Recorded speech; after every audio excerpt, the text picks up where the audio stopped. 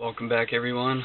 Corey Anderson here, ready to go over chapter number 6 in How the Mind Works by Christian D. Larson.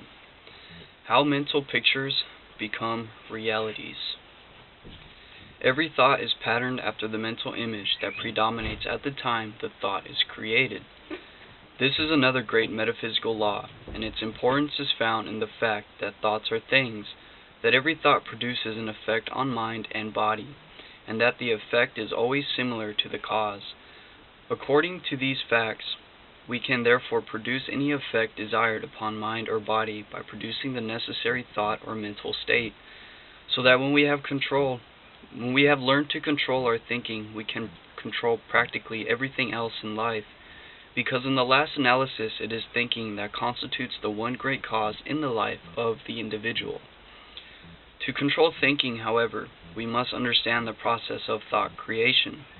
To think is to create thought, and to control thinking is to create any thought we like at any moment, at any time, under any circumstance. When we analyze the process of thinking, we find three factors involved, that is, the pattern, the mental substance, and the creative energy. The pattern is always the deepest impression, the clearest image, or the predominating idea. Now remember, the pattern is your habitual way of thinking. The quality of the mental substance improves with the quality of the mind, and the quantity increases with the expansion of consciousness. While the creative energies grow stronger, the less energy we lose, and the more we awaken to the greater powers from within. When an idea or image is impressed upon the mind, the mental energies will proceed to create thought just like the image, and will continue while the image occupies a permanent position in consciousness. When the mind is very active, a great deal of thought is created every second, though the amount varies with the activity of the mind. It is therefore more detrimental for an active mind to think wrong thought than for a mind that is dull or stupid, providing the fact that responsibility always increases as we rise in the scale. It is the function of the creative energies of the mind to create thought that is just like every image impressed upon mind, and to continue to create thought in the likeness of the image while it lasts. The creative energies do this of their own accord, and we cannot stop them, but we can make them weak or strong, or give them better patterns. Mind is an art gallery of many pictures, but only the most prominent are selected for models in thought creation. Only those pictures that are sufficiently distinct to be seen by consciousness without special effort are brought before the creative energies as patterns. We thus find that the art of controlling one's thinking and the power to determine what kind of thought is to be created is acquired largely through the training of the mind to impress deeply only such mental pictures as are desired as are models for thinking. The law, however, is very simple, because as the picture in the mind happens to be at this moment, so will also be the thoughts created at this moment, and the mental pictures are in each case the ideas and impressions that we permit in mind. Whatever enters the mind through the senses can impress the mind, and the result will be a picture or mental image that will become a pattern for the creative energies. What takes shape and form in your mind through your own interior thinking will also impress the mind and become an image or pattern. It is therefore possible through this law to determine what kind of thoughts you are to create by impressing your mind with your own ideas regardless of what environment may suggest to you through your senses. And it is by exercising this power that you can place the destiny of body, mind, and soul absolutely in your hands. As we proceed with this process, we find another vital law that may be stated as follows. What we constantly picture upon the mind, we shall eventually realize in actual life. This law may be spoken of as a twin sister to the one stated above, as they are found to work together in almost every process of thought creation and thought expression.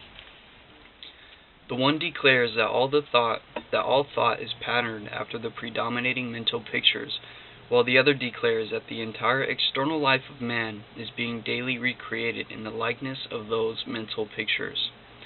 The fact is, as the mental tendencies are, so is thought. As thought is, so is character. and it is the combined action of character, ability, and purpose that determines what we are to attain or accomplish, or what is to happen to us. Through the law of attraction, we naturally meet in the external world what corresponds to our internal world, that is, to what we are in ourselves. The self constitutes the magnet, and like attracts like. This self, who constitutes the magnet, is composed of all the active forces, desires, tendencies, motives, states, and thoughts that are to work in mind or personality. When we look at everything that is alive throughout our whole being and put all those things together, we have what may be termed our present active self, and this self invariably attracts in the external world such conditions as correspond to its own nature.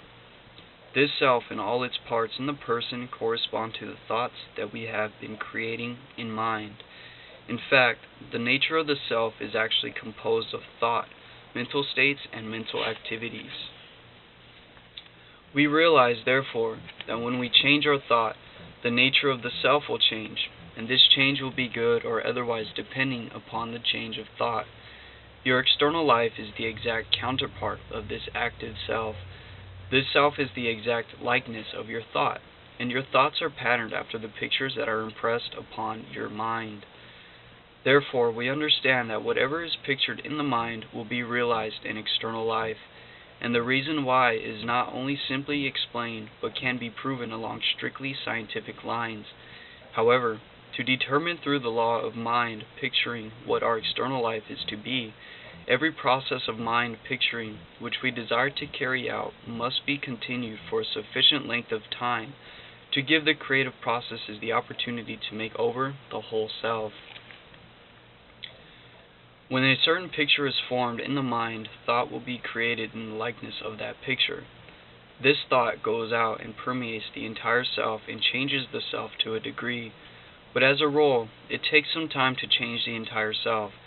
Therefore, we must continue to hold the desired picture in mind until the whole self has been entirely made over, and has become just like the ideal picture, and you can easily discern when the self has been wholly changed, because as soon as the self is changed, everything in your life changes. Then the new self will attract new people, new conditions, new environments, new opportunities, and new states of being. It is evident, therefore, that so long as there has been no change in the outer life, we may know that the self has not been changed. However, the changing process may be going on, but the new has not yet become stronger than the old, and for the time being things continue as they are. When the self has been changed to such an extent that the new becomes positive and the old negative, we will begin to attract new things. We may soon, therefore, begin to attract new and better things for some time before the entire self has been completely changed. When we are changing only a part of the self, that part will begin to attract the new, while those parts of the self that have not been changed will continue to attract the old as usual. This explains why some people continue to attract trouble and adversity for a while after they have begun to live a larger and better life.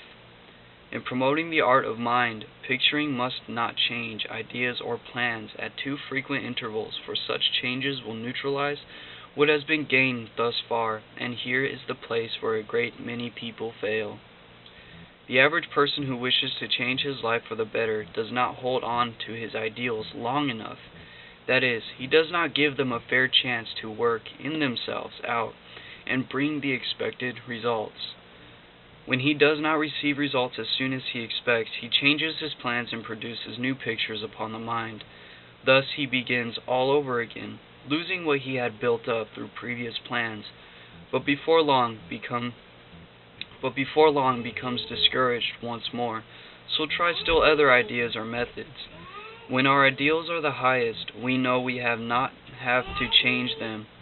They cannot be improved upon until we have so entirely recreated ourselves, so that we can live in a superior state of consciousness. It is therefore highly important to determine positively upon the ideas that we wish to realize, and to hold on to those ideas until they are realized, regardless of what may happen in the meantime. Sorry, I kind of lost focus for a second. My Nephew's calling for my brother. Okay. Well, I'll go ahead and read that again. Thus he begins all over again, losing what he had built up through previous plans. But before long becomes discouraged once more, so try still other ideas or methods. When our ideas are the highest, we know we do not have to change them. They cannot be improved upon until we have so entirely recreated ourselves that we can live in a superior state of consciousness. It is therefore highly important to determine positively upon the ideas that we wish to realize, and to hold on to those ideals until they are realized, regardless of what may happen in the meantime. So I got hiccups for trying to come out, but I was doing my best to keep them in so I could finish that paragraph. However, we must not infer that we can realize in the external the correspondence of every picture that we hold in mind, because the majority of the mental pictures that we form are so constituted that they can work out in practical action. We must therefore distinguish between such ideals as can be made practical now and those that are simply temporary dreams, having no connection with real life here and now. To be realized, a mental picture must be constant, but only such pictures can be constant as are sufficiently elaborate to involve a complete transformation in yourself, and that you are so high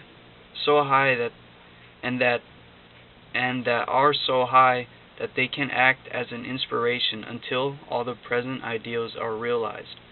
When we form such pictures in the mind and continue to hold onto them until they are externally realized, we shall certainly obtain the desired realization. At such times we can proceed with the perfect faith that what we have pictured will become true in actual life in days to come, and those days will not be far away. But to use this law, the mind must never waver. It must hitch its wagon to the star and never cut the traces. In scientific mind, pictures is not necessarily to go into minor details, though we must not be too general. The idea is to picture all the essentials, that is, all those parts that are distinct or individualized. But we need not include such things as are naturally attracted by the essentials. In other words, apply the law, and that which will naturally come through the application of that law will be realized.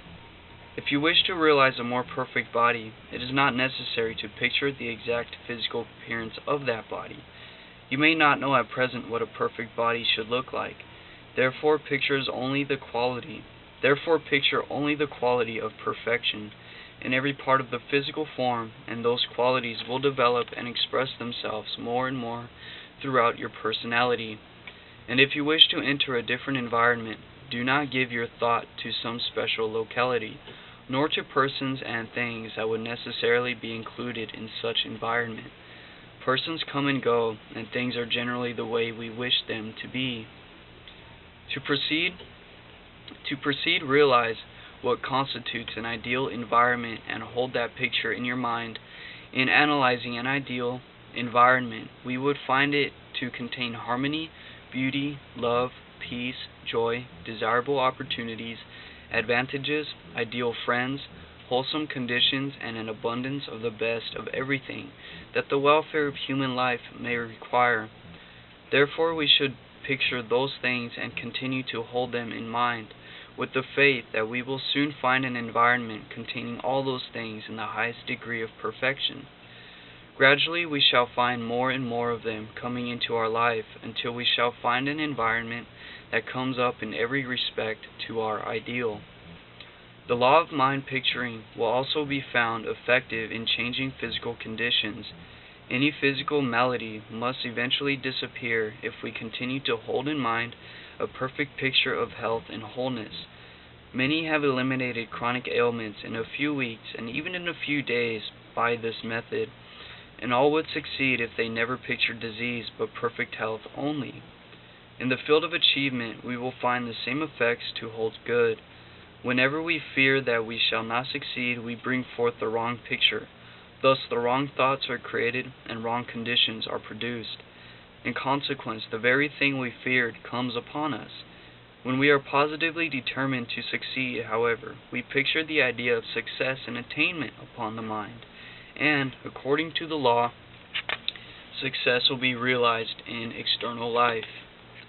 Mental and spiritual attainments respond remarkably to mind picturing, principally because all true mind picturing draws consciousness up into the world of superiority. The same is true in the field of talent. If there is any talent that you wish to develop, draw mental pictures of yourself in full possession of that talent, and you will comply with the requirements of the steady growth of that talent.